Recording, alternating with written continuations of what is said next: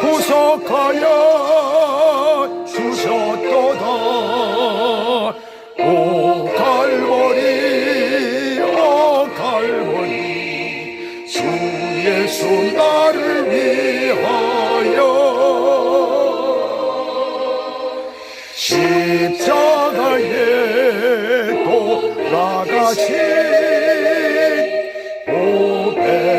오배로우신 나의 주, 구주 예수 나를 위해 십자가에 죽었으니 그 사랑에 감격하여 이 몸 주께 드립니다.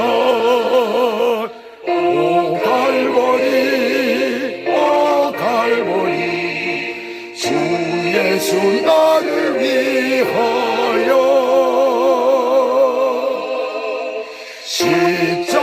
십자가에 돌아가신 보배로우신 나의 주.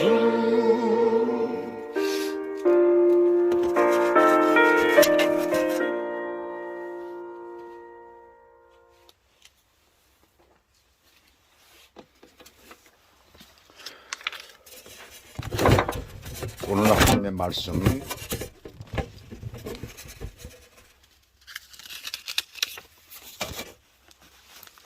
본문은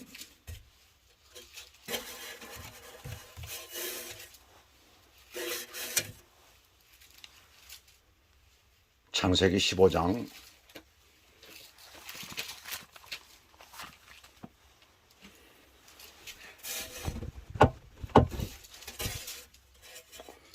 12절에서부터 21절까지 내용입니다.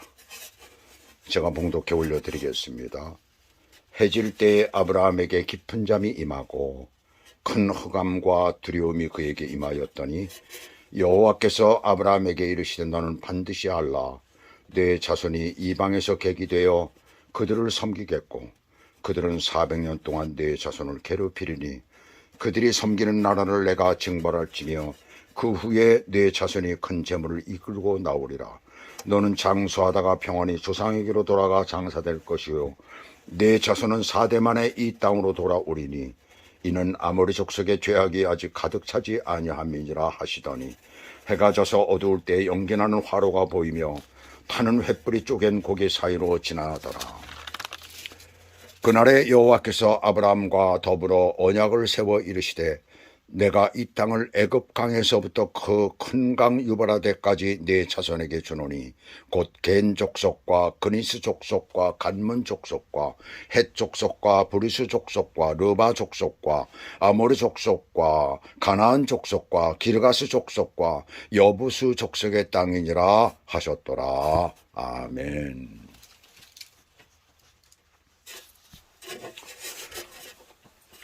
오늘 지난 시간에 우리는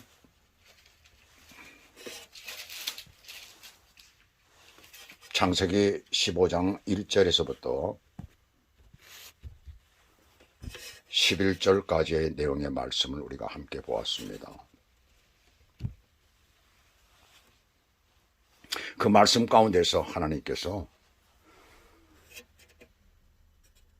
자꾸 우리 아브라함에게 어떤 축복을 주시겠다고 그러잖아요. 후손을 너에게 그렇게 주겠다라고 말씀을 하시는데 거기에 대해서 아브라함은 15장에 들어와서 그렇게 말씀을 하실 때에 그 증표를 달라고 이렇게 얘기를 하잖아요. 그 증표를 요구해가지고 그 증표에 대해서 하나님께서 말씀을 하시는 장면이 우리가 나옵니다. 동물들을 5가지 동물들을 가져다가 반을 쪼개서 제물로 드려야 된다라고 이런 말씀을 하십니다. 그때 제가 말씀드릴 때에 온전한 심령으로 드려지는 것이 바로 약속의 증표라고 이렇게 했어요. 오늘날 우리가 드려지는 예배가 바로 그리스도의 희생의 피와 함께 드려지는 약속의 증표입니다. 오늘은 그러한 심령으로 드려지는 약속의 현장의 모습, 그리고 직접 주시는 장면을 자세히 보도록 그렇게 하겠습니다. 그렇다면 하나님께서 아브라함에게 무엇을 보여주셔야 할까요? 지금까지 3번에 걸쳐서 말씀하셨던 것, 그의 대를 이을 후손과 그들이 거주할 땅에 대한 것이에요. 후손과 땅이 민족과 나라를 형성하는데 가장 중요하죠. 그 장면이 둘로 나누어지고 있어요. 여기 오늘 본문에 보시면은 첫 번째 어두움과 그 다음에 두 번째 어두움입니다. 둘로 나누어져요. 자, 그러면 첫 번째 어둠을 볼까요? 12절 보시면 해질 때라는 것은 바로 어둑어둑 해가 지기 시작한 때를 얘기를 하고 있는 거죠. 거기에 아브라함이 깊은 잠이 임하고라고 말씀합니다. 이것을 직역하면 아브라함 위에 깊은 잠이 떨어졌다예요. 아브라함이 피곤해서 잠드는 것이 아니고 어떤 그런 것이 아니라는 얘기예요. 하나님께서 잠을 주셨다는 얘기입니다. 잠이 그 위에 떨어졌다. 이 잠은 스스로 잠을 청하는 것이 아니라 하나님에 의해서 잠들게 된 것을 여기서 말하고 있어요. 여기서부터는 모든 되어지는 것을 아브라함은 오직 받아들일 수밖에 없는 그런 상황이에요. 깊은 잠 속에 들어가게 하셨기 때문에. 이런 개인에게 일어나는 사건은 하나님이 직접 그 사람에게만 역사하시는 하나님의 특별 은총이 되는 것입니다. 특별한 은혜가 되는 거예요. 이런 특별한 경험을 통해서 주의 종의 길을 걷는 사람이 오늘날도 많이 있습니다. 그 다음 또 보시면 큰 흑암과 두려움이 그에게 임하였더니 라고 했어요. 자신을 완전히 지배해서 큰 두려움 가운데 있게 되는 흑암이 엄습해온 것이에요. 그 다음에 있어질 어떤 큰 것에 대한 미리 보여주는 것이 되는 거죠. 전초가 되는 것이죠. 그리고 13절에 말씀하십니다. 무엇을? 장차 있을 후손들에 대한 말씀을 하시는 거예요. 후손이 크게 번창할 것을 기존 사실로 두고 여기서 말씀을 하고 있습니다. 아브라함을 통한 모든 하나님의 계획이 철저하게 짜여져 있음을 우리는 여기에서 알 수가 있어요. 이것은 오늘 사는 우리들에게 그대로 전하여지는 것입니다. 우리에게도 하나님의 계획이 있어요. 그 계획이 무엇일까? 우리는 신앙생활하면서 항상 그것을 염두에 두고 하나님의 계획이 나에겐 어떤 것이 있을까라고 생각할 수 있어야 되는 것입니다. 한 민족을 향한 하나님의 계획은 오늘 우리 각 개인에게도 있다는 사실을 기억해야 됩니다. 자, 이 민족을 향한 하나님의 계획이 어떤 것일까? 첫째는 성도는, 이건 개인도 되는 것입니다. 오늘 여기서 말씀하는 것은 한 민족에게 말씀하고 있지만 우리의 한 사람 개인에게, 오늘날 그리스도인 한 개인에게 이루어지는 것이다 라고 우리는 이 말씀 가운데서 그렇게 우리가 깨닫고 그렇게 우리가 이 말씀에서 은혜를 받아야 되는 거예요. 자, 성도는 세상에서 나그네와 같은 삶을 사는 것임을 여기서 말씀하고 있어요. 여기 보시면 내 자손이 이방에서 객이 되어 라고 했어요. 객은 어느 지역에 완전히 정착하지 못하고 잠시 머물러 있는 자를 말합니다. 그리고 보시면 애굽이라고 하지를 않지요. 그냥 이방이라고 했어요. 그런데 400년 동안이라는 말씀과 실제로 애굽에서 이스라엘 사람들이 430년간 더부살이를 하잖아요. 애굽에서. 그래서 예언이 이루어진 것을 이미 우리는 알고 있어요. 그런데 본문에서의 또 다른 의미는 이방이라고 하는 것은 장차 예수 그리스도로 말미암아 구원받은 하나님의 자녀들의 삶을 미리 예언했다고 할 수가 있습니다. 자녀들의 삶도 그렇다는 것이에요. 이방의 객으로서의 삶은 물론이지만 그러나 이방의 그 삶이 어떻습니까? 평탄하지가 않지요. 왜요? 그들이 괴롭게 하기 때문이에요. 어차피 우리 인생은 이 땅에서 누구나 객으로 살아갈 수밖에 없습니다. 그래서 언젠가는 다 내려놓고 가야 하기 때문입니다. 인생은 나그네 길이라고 하잖아요. 뿐만 아니라 그리스도인들은 세상과 구별된 삶을 살기에 이 땅에서 핍박을 받게 되는 거예요. 교회가 교회답고 성도가 성도답기 위해서는 반드시 핍박을 견뎌야 되는 것입니다.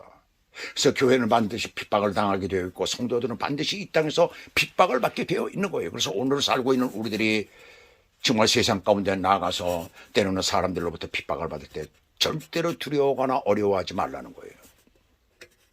그런데 여기 14절에서 두 번째 계획이 나옵니다. 하나님의 계획이. 이방의 객이 되어 그들을 섬겨야만 했던, 그래서 많은 핍박과 괴로움을 당했던, 괴롭혔던 그 나라를 징벌할 것이며 그랬어요. 여기서 말씀하면. 그 후에 내 자손이 큰 재물을 이끌고 나오리라 라고 말씀해요.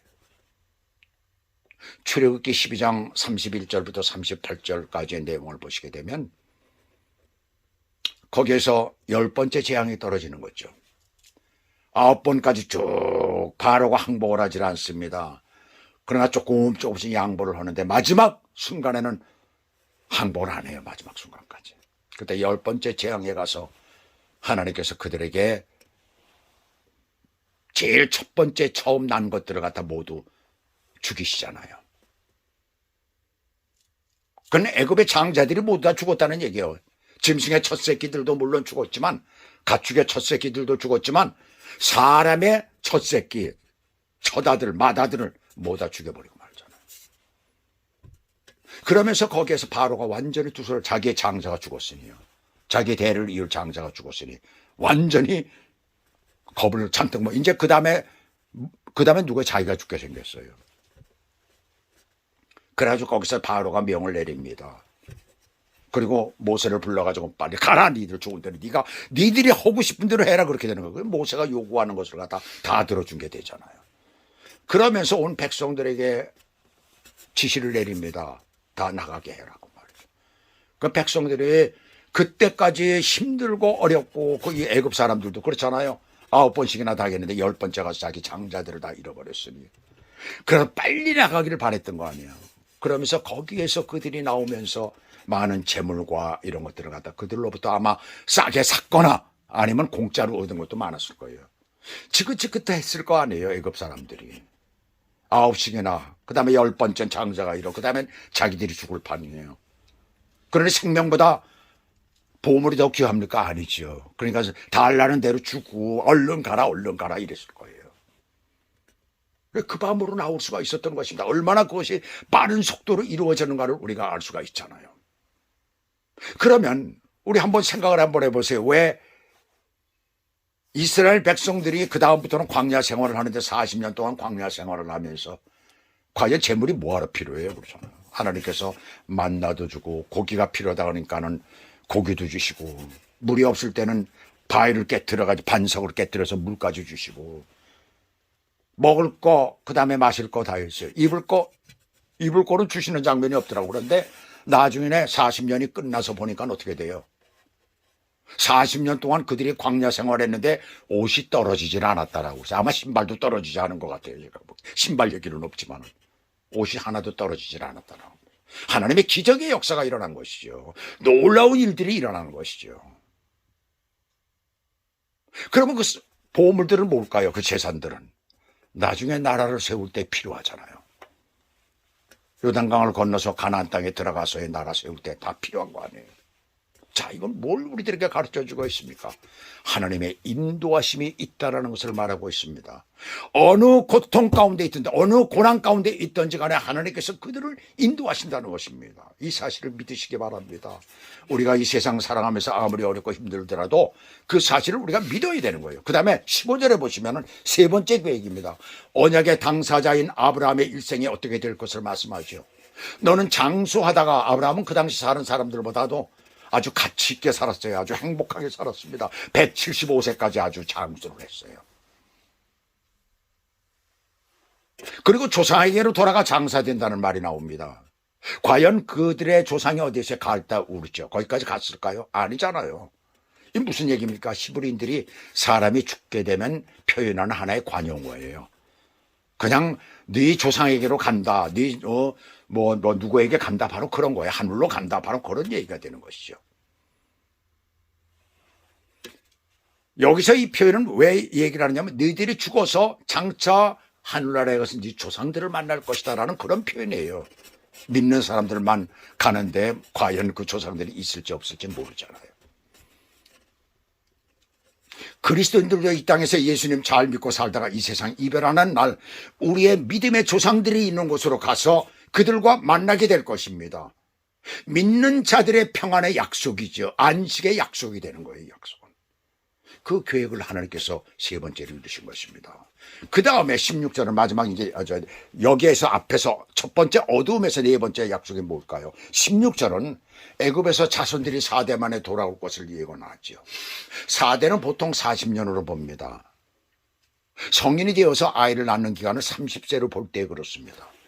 그런데 여기서는 일생의 기준으로 삼았기 때문에 100년으로 삼았기 때문에 400년 즉 4대로 본 것이에요. 그러면 왜 이렇게 오래 걸린 걸까요? 그 이유를 말해줍니다. 아무리 족속의 죄악이 아직 가득 차지 아니함이니라 하시더니 그랬어요. 가나안에 살던 족속들의 죄악이 가득 찰 때까지 하나님께서 기다렸다는 말이잖아요. 아무리 족속의 죄악 때문에 이스라엘이 애굽에서 종살이했다는 것입니다. 고통을 당했다는 것입니다. 좀 이상하지요?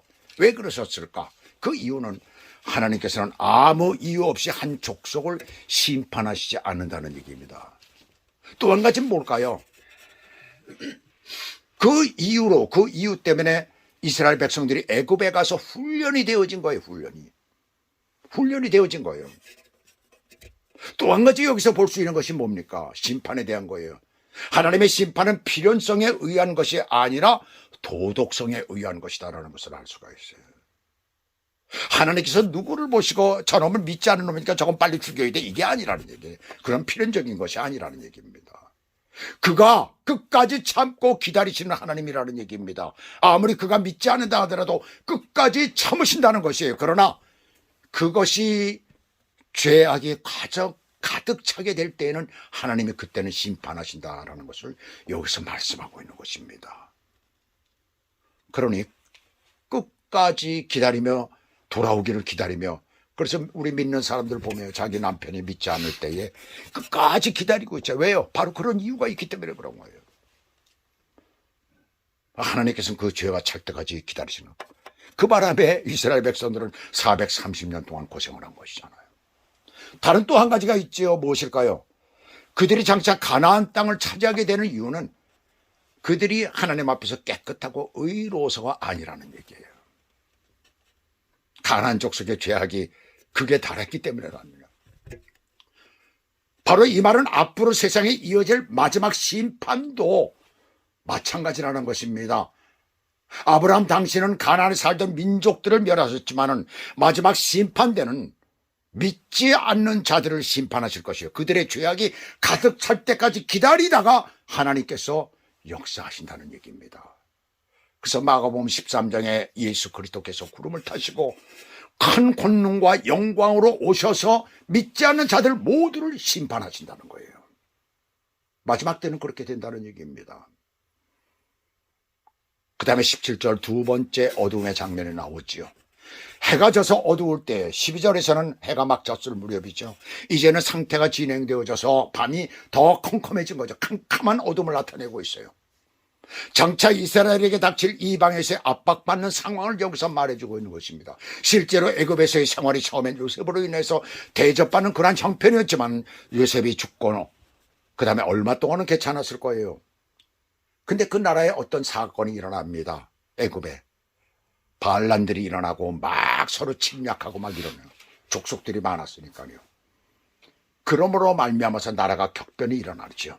그 가운데서 왕조가 바뀌어버립니다. 왕조가 바뀌면서 그들 이스라엘인들을 향한 애굽인들의 태도가 달라지기 시작한 거예요. 미움과 혐오와 간섭과 나중엔 압박이 심해지기 시작을 합니다.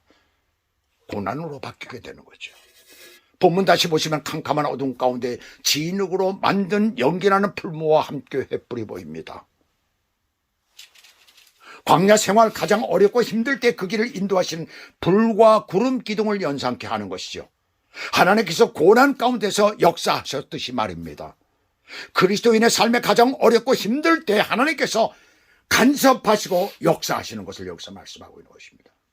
네가 아무리 세상 살아가면서 핍박을 당하고 어려움을 당하고 고난을 당하더라도 내가 너의 삶 가운데 내가 직접 역사하리라, 바로 그 말씀이에요. 할렐루야. 바로 이것을 여기서 말씀하고 있는 거예요. 지금 풀무의 연기와 함께 보이던 횃불이 쪼갠 고기 사이로 지나가고 있어요. 지금 하나님께서 왕이 약속의 어인을 찍듯이, 왕이 어떤 약속을 하거나 명령을 내릴 때 어인을 찍잖아요. 찍듯이 지금 찍어지는 장면으로 생각하면 됩니다. 하나님의 횃불이죠. 그것은 하나님 자신이라고 우리는 얘기를 할 수는 없죠. 하나님은 영이시니까 보이시지 않으시죠. 그러나 하나님이 직접 그 횃불 가운데서 임하셨다라고 이렇게 말을 할 수가 있어요. 물론 직접 임하신 그 형체는 아니라는 얘기입니다. 그러나 그런 식으로 하나님이 임하실 수가 있다는 얘기입니다. 서양식으로는 사인하시는 장면이에요. 횃불 속에 하나님께서 임하셔서 직접 약속하시는 거예요. 쪼갠 희생의 고기 사이로 지나가신 것입니다. 하나님께서 갈 바를 모르고 헤매는 당신의 택하신 백성에게 횃불처럼 찾아와 주셔서 위로해 주시는 것입니다. 아브라함을 지금 위로해 주시는 거예요. 두려워 말라. 내가 너와 함께 함이니라. 나는 네 하나님이 됨이니라. 놀라지 말라. 나는 네 하나님이 됨이니라. 그렇게 말씀하시는 것입니다. 그러시면서 다시 한번 이 땅을, 지금 아브라함이 서 있는 지역의 땅을, 애굽 강에서부터 큰 강 유브라데까지 엄청 넓은 지역이에요. 꽤 넓더라고요. 근데 그 지역을 다 너희들에게 주시겠다는 거예요. 애굽 강이면은 우리는 어떤 생각에 애굽에 나일강을 생각하는데 그 나일강은 아닙니다. 홍해바다 있는데 그쪽 부근에 그 시내산이 이제 가까이 있고 또 뭐 그런 그 광야가 있죠. 그쪽 지역에 애굽 시내라는 작은 강이 있어요. 그것이 민수기서 34장 5절에 나옵니다. 애굽 시내라고 나옵니다. 바로 거기서부터 유브라데 강, 거기까지 엄청난 거리가 되는 거죠. 그것을 다 너희들에게 주겠다라고 말씀하신 거예요. 실제로 그 지역까지 가졌던 때가 있었죠. 다윗 왕과 솔로몬 왕 때 그 지역까지 전부 다 통일을 했었습니다. 바로 그 지역에 살던 민족들, 19절부터 21절까지 나오죠. 겐 족속으로부터 지금 쭉 계속해서 나옵니다. 거기서부터 시작된 10개의 족속이 있습니다. 그것을 모조리 다 너희에게 주겠다라고 말씀하십니다. 그들의 죄악이, 거기 대표적인 게 아모리 족속입니다. 그들이 죄악이 너무나 성했기 때문에, 관영했기 때문에, 넘쳐났기 때문에, 그래서 그들을 심판하시고 그리고 너희에게 주겠다 말 약속하시는 것입니다. 그들이 죄를 저지르기 때문에 하나님께서는 이스라엘을 애굽으로 보내 그들을 보호하셔서 한 민족으로 성장하게 하시고, 그럼에도 그들에게 주시기로 하신 땅에 사는 족속들이 회개치 않고 계속 죄를 저질러 그 죄가 쌓을 곳이 없이 넘치게 될 때에 그들을 심판하시고 그 땅을 하나님의 백성으로 다시 태어난 이스라엘에게 주신 것이에요. 마찬가지로 이 세상의 심판도 죄가 가득 찰 때 이루어집니다. 하나님의 자녀된 성도는 이미 하나님의 나라가 그 마음속에 이루어졌지요. 예수 믿는 오늘 우리들은 하나님의 나라가 이미 우리 안에 이루어진 것입니다. 바로 우리는 하나님의 자녀입니다. 하나님의 아들입니다. 아버지라 부를 수 있는 그런 특권을 우리에게 주셨다는 얘기예요. 엄청난 권세를 우리에게 주셨다는 것입니다. 우리는 그렇게 살아가고 있지만 그러나 이 세상은 죄악투성이입니다. 하나님께서 이 세상을 심판하실 때까지 우리 모두는 우리의 신앙을 굳게 지키며 거룩한 삶을 사시길 주 예수 그리스도 이름으로 축복합니다. 기도하시겠습니다.